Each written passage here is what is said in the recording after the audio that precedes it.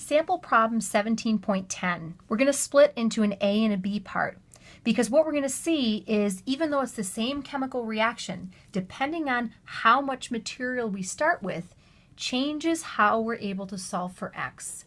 And in this sample problem, we're going to introduce a concept for solving our algebraic issues by using a simplifying assumption. So again, we're going to walk through this problem using the same steps that we've done for every problem up to this point. So, phosgene is a potent chemical warfare agent, now outlawed by international agreement, decomposes by the following reaction for which they give us an equilibrium constant. They tell us we want to calculate the equilibrium concentrations of all three species when we have a certain amount of phosgene that's allowed to decompose and reach equilibrium in a 10-liter flask.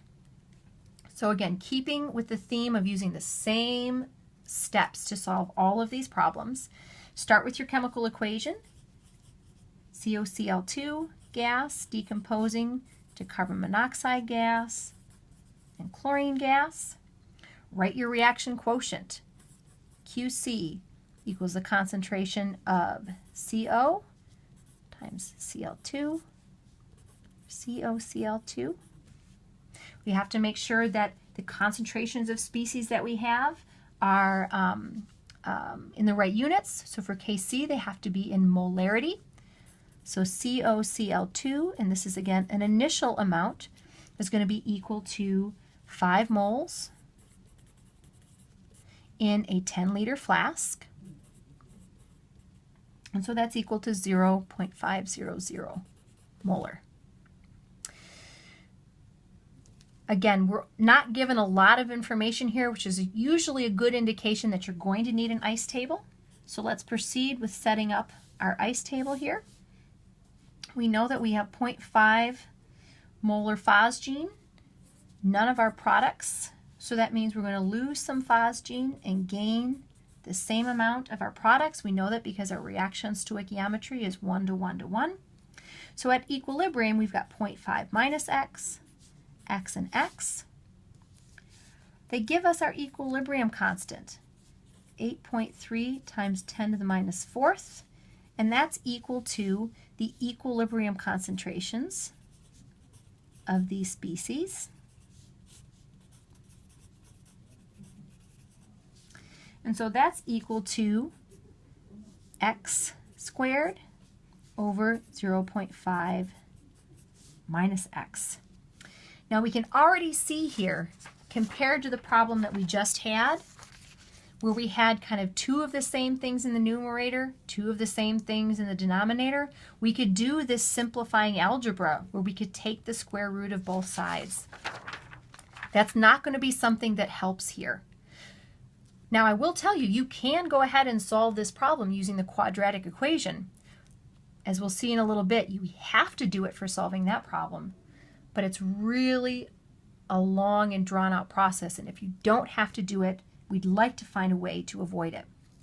Now, our algebra could be made so much more simple if this x term wasn't there, because then we just have x squared over 0.5 equals this value. That's pretty easy to solve for x.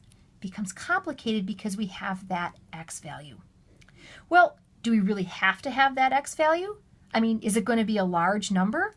If we look at the equilibrium constant here, that's a really small value. We start with 100% reactant. Our equilibrium constant being very small tells us we're not going to shift very much to make product. So we kind of know that this is going to be sort of a small value. What if we were to assume that it would be super small? So what if we were to assume x is small? If we assume x is small, we can say that 0.500 minus x is approximately equal to 0.5. So what I want you to do when you solve problems like this here is tell me, assume x is small. Assume that whatever your value is here approximates to just that constant. So I'm going to make a little note here that says if we make an assumption, we've got x squared over 0.5 equals 8.3 times 10 to the minus 4th. Easy to solve for x in this case. X is just going to be equal to 2.0 times 10 to the minus 2. Now, here's the thing. If you go ahead and you make this assumption, I want you to also do a check. We need to check and make sure that this is not greater than 5% of what we took it away from. If it is, well, then we can't really assume that it's small. So here's how you check it. So for your check, you're going to put what your x value is over what your initial concentration is. Because our assumption here was that the x that we took away here was insignificant compared to the amount that we started with, that initial concentration. So in this case, we're going to have 2 times 10 to the minus second over 0.500, and we want to look at this in terms of a percent, so I'm going to multiply it by 100, and that's equal to 4%.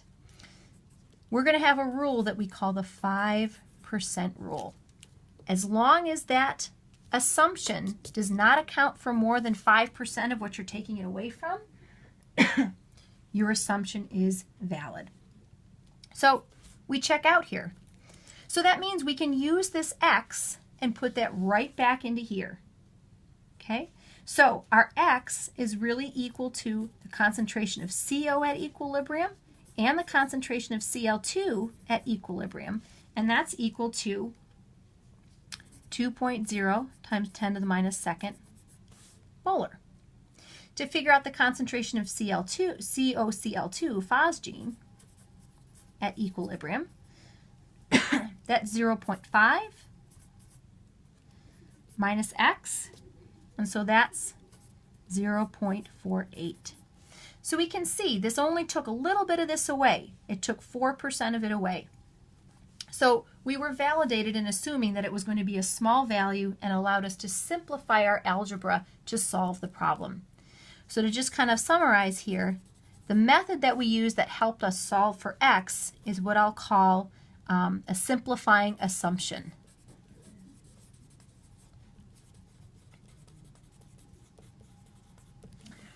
Just as a little side note, you want to remember not only the 5% rule, but I'm going to talk about the number 400.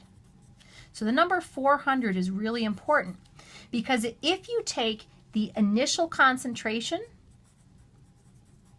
of what you have and you divide by your equilibrium constant, if it's greater than 400, that means your assumption is going to be okay.